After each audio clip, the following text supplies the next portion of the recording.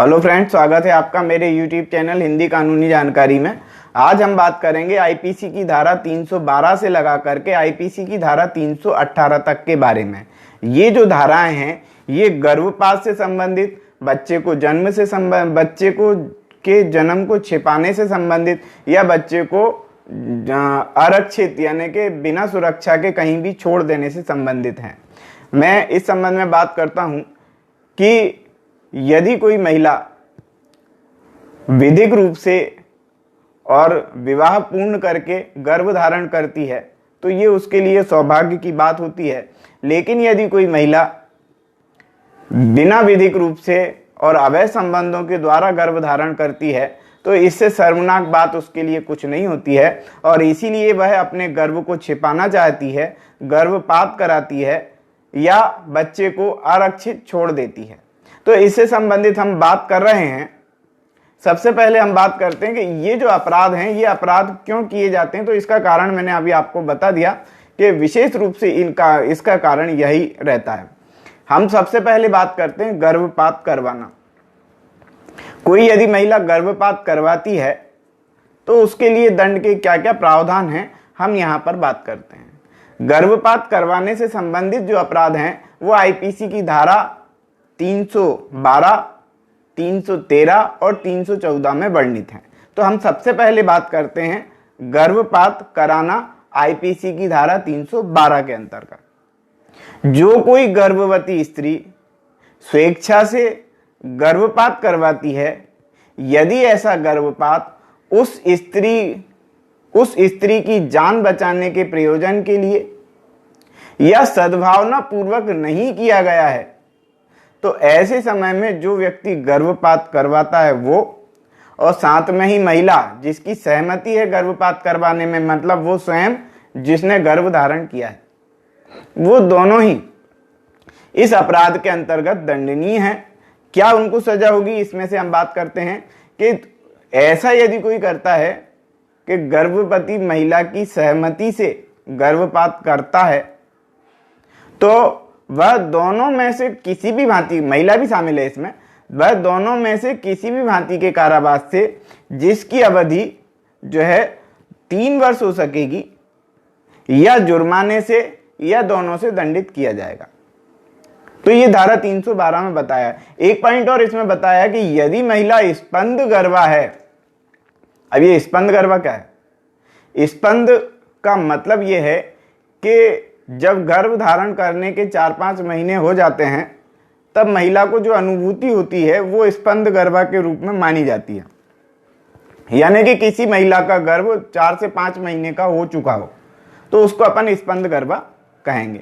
तो यदि कोई महिला स्पंद गर्भा है और ऐसे समय में उसकी सहमति से ही गर्भपात किया जाता है तो गर्भपात करने वाला और स्वयं स्त्री जो गर्भ धारण किए है और सहमति दे रही है तो दोनों ही, अब यहां पर देखो सजा थोड़ी गंभीर हो जाएगी। ऊपर हमने बताया कि यदि वो अनुमति देती है तो 3 साल की सजा है यदि गर्भपात कराती है तो, लेकिन वो स्पंद गर्भा होने के बाद गर्भपात करवाती है तो यहां पर सजा का जो प्रावधान है वो ये है कि वह दोनों में से किसी भी भांति का कारावास जिसकी अवधि 7 वर्ष हो सकेगी दंडित किया जाएगा और जुर्माने से भी दंडित किया जाएगा। तो हमने यहां पर धारा 312 के बारे में पढ़ा। तो अब हम बात करते हैं आईपीसी की धारा 313 के संबंध में। आईपीसी की धारा 313 क्या कहती है? आईपीसी की धारा 313 में वर्णित है कि यदि महिला ने सहमति नहीं दी है तब ऐसा कृत्य किया जाता है। यानी कि ऊपर 312 में हमने पढ़ा कि सहमति यदि महिला देती है तब गर्भपात होता है तो क्या सजा, लेकिन यहां यदि महिला सहमति नहीं दे रही है और तब उसका गर्भपात कोई व्यक्ति करवाता है या करता है, जैसे कोई पुरुष जो है महिला को इलाज करवाने के बहाने लेकर के आ गया और उसका गर्भपात करवाना चाहता हो, महिला को पता नहीं है, तब ऐसे समय में क्या सजा होगी इसकी हम बात कर रहे हैं। क्या है कि जो कोई स्त्री की सहमति के बिना गर्भपात करेगा वह दोनों में से किसी, अरे ये तो नहीं, ऐसा नहीं, यदि कोई व्यक्ति स्त्री की सहमति के बिना गर्भपात करेगा तो वह आजीवन कारावास से दंडनीय अपराध करेगा। यानी कि उसको क्या होगा कि आजीवन कारावास या दोनों में से किसी भी भांति का कारावास जिसकी अवधि 10 वर्ष हो सकेगी दंडित किया जाएगा और जुर्माने से भी दंडित होगा। धारा 312 और धारा 313 में अंतर सिर्फ इतना है कि धारा 312 में सहमति के साथ गर्भपात और धारा 313 में सहमति के बिना गर्भपात। सजा का भी अलग अलग प्रावधान है, हमने यहां पर पढ़ा। अब हम बात करते हैं आईपीसी की धारा 314 के बारे में। आईपीसी की धारा 314 क्या कहती है? गर्भपात कारित करने के आशय से किए गए कार्यों द्वारा कारित मृत्यु, मतलब महिला का यदि गर्भपात किया जा रहा है और उसके कारण से महिला की मृत्यु हो जाती है, तब सजा का क्या प्रावधान है यहां पर यह बताया गया। चाहे वो महिला ने सहमति दी हो नहीं दी हो, है ना, हम यहां पर बात करते हैं कि क्या स्थिति में क्या होने, क्या कितनी सजा होगी, यहां पर हम इसकी बात करते हैं। पढ़ते हैं इसको कि जो कोई गर्भवती स्त्री का गर्भपात करने के आशय से कोई ऐसा कार्य करेगा जिससे ऐसी स्त्री की मृत्यु हो जाती है या मृत्यु हो जाने की मतलब मृत्यु हो जाती है, तो वह दोनों में से किसी भी भांति के कारावास से जिसकी अवधि 10 वर्ष की हो सकेगी दंडित किया जाएगा और जुर्माने से भी दंडित किया जाएगा।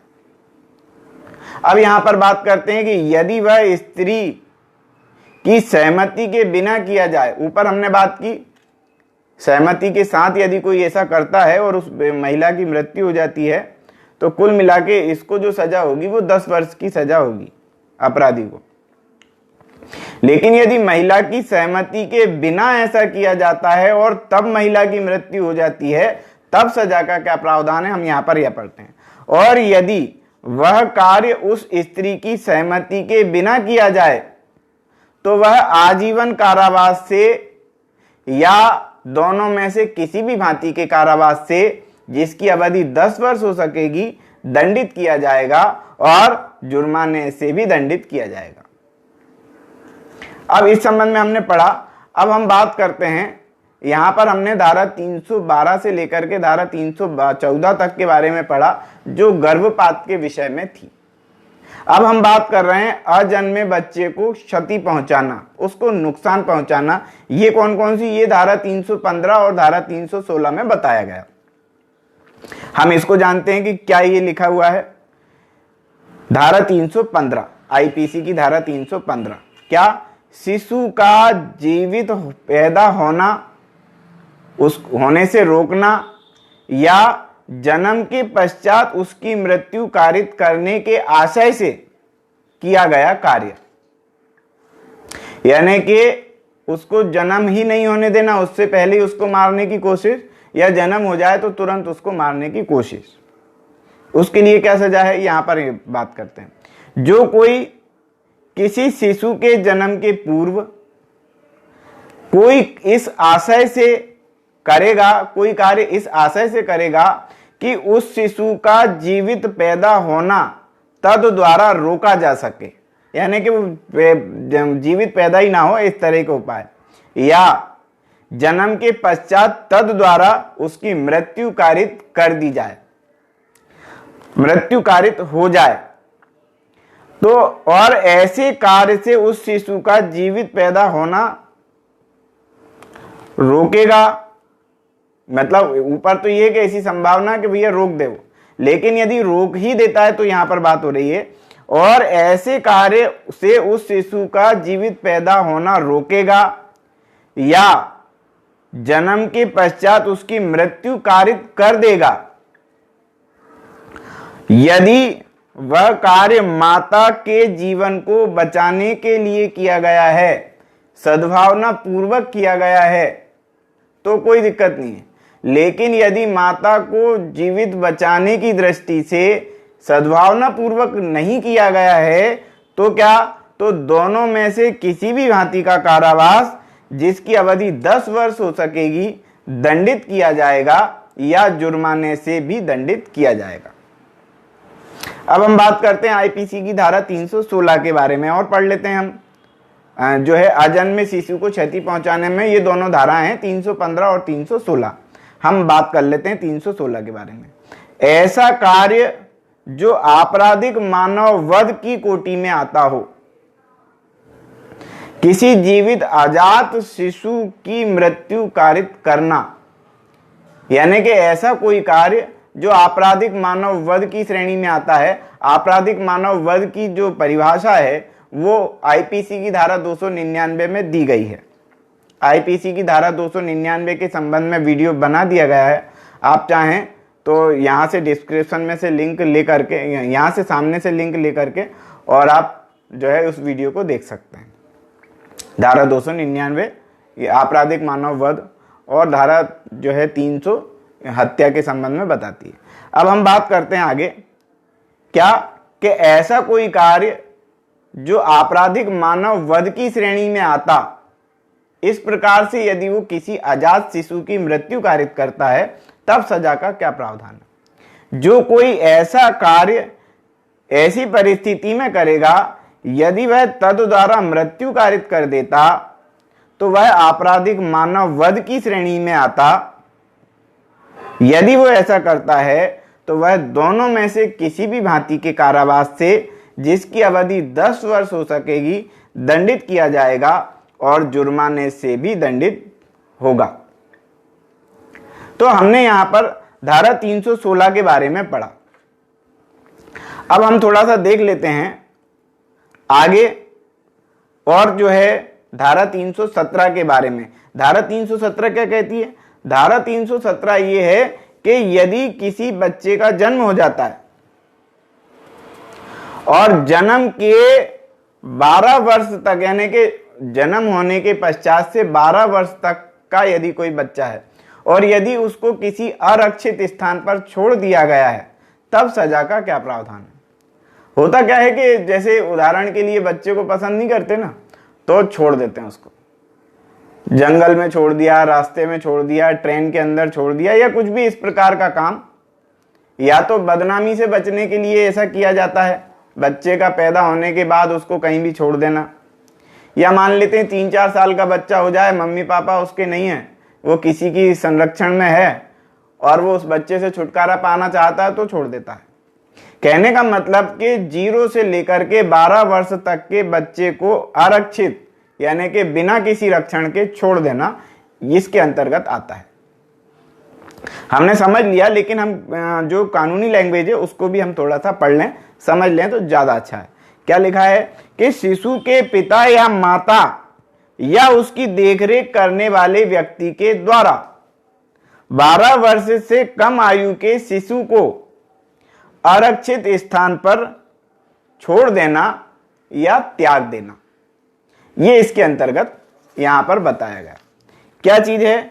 जो कोई 12 वर्ष से कम आयु के शिशु को, चाहे वो माता पिता हो चाहे वो उसके संरक्षण में कोई शिशु हो, यदि माता पिता छोड़ दें तो भी, और यदि किसी दूसरे व्यक्ति ने उसकी संरक्षण ले रखा है और वो छोड़ दे तो भी, क्या है लिखा हुआ है इसमें कि 12 वर्ष से कम आयु के शिशु का माता पिता या माता पिता होते हुए या ऐसे शिशु की देखरेख का भार रखते हुए ऐसे शिशु का पूर्णतः त्याग करने के आशय से शिशु को किसी ऐसे स्थान पर अरक्षित डाल देगा।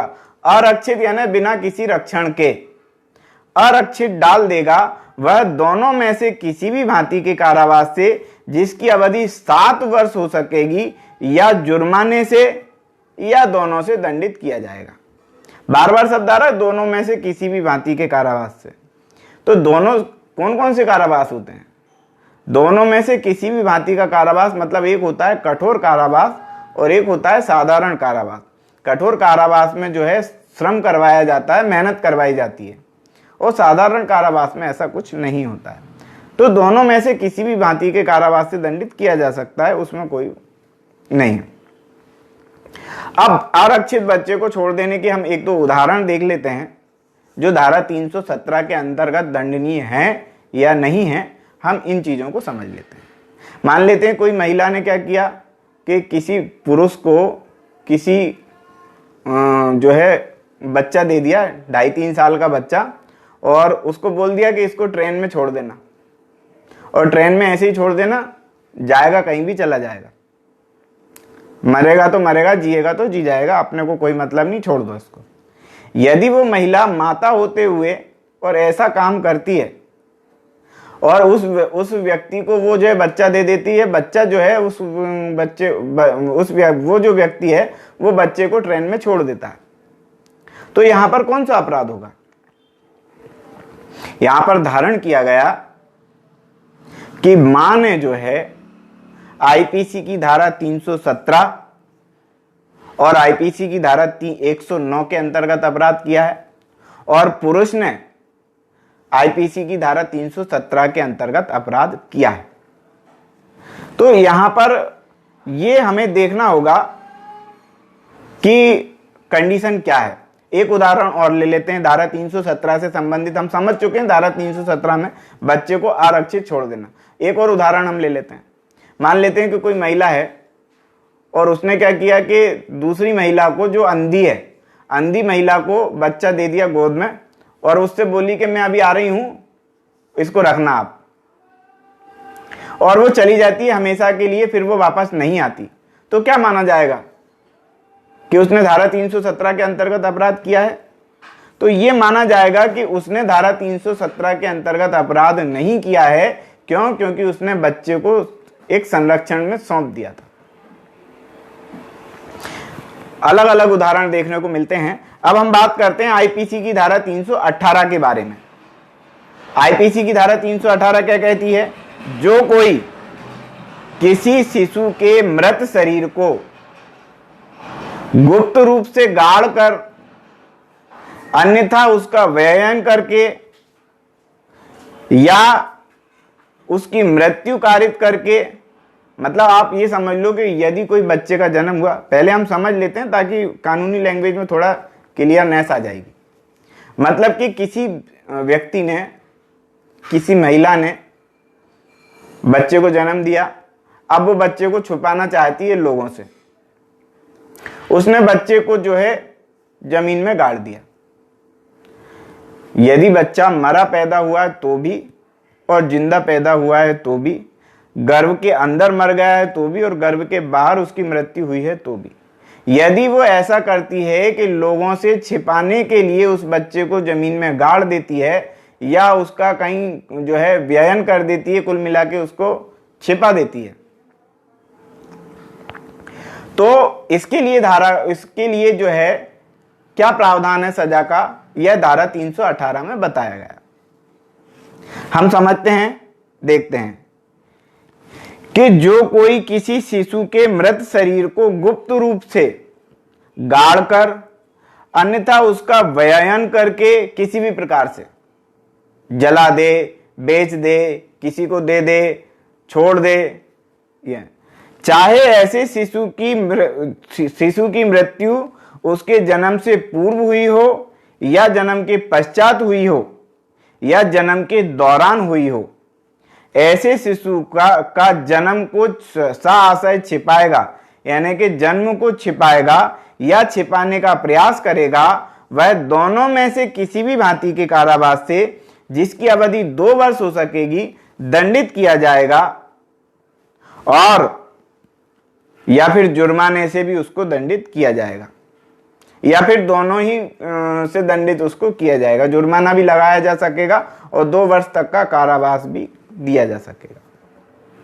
लेकिन यहां पर एक बात और है कि मान लेते हैं किसी बच्चे का जन्म हुआ और वहां पर जो है आस पड़ोस के लोगों को खबर कर दी गई कि साहब बच्चे का जन्म हो गया है, और उन सबको पता है। उसके बाद यदि बच्चा मर जाता है और उसको बच्चे को गाड़ दिया जाता है, तो यहां पर यह अवधारित किया गया कि ऐसा इसको जो है धारा 318 के अंतर्गत जो है अपराध नहीं माना गया। क्यों? क्योंकि वहां छिपाने का कोई आशय नहीं था।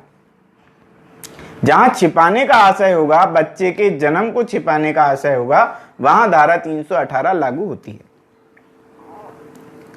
तो आज की वीडियो में इतना ही। वीडियो यदि पसंद आया हो तो लाइक करें, शेयर करें, कमेंट्स करें, चैनल को सब्सक्राइब जरूर कर लें और बेल आइकॉन प्रेस कर दें ताकि अगली वीडियो का नोटिफिकेशन आपको तुरंत मिल सके। आज की वीडियो में इतना ही। वीडियो देखने के लिए धन्यवाद।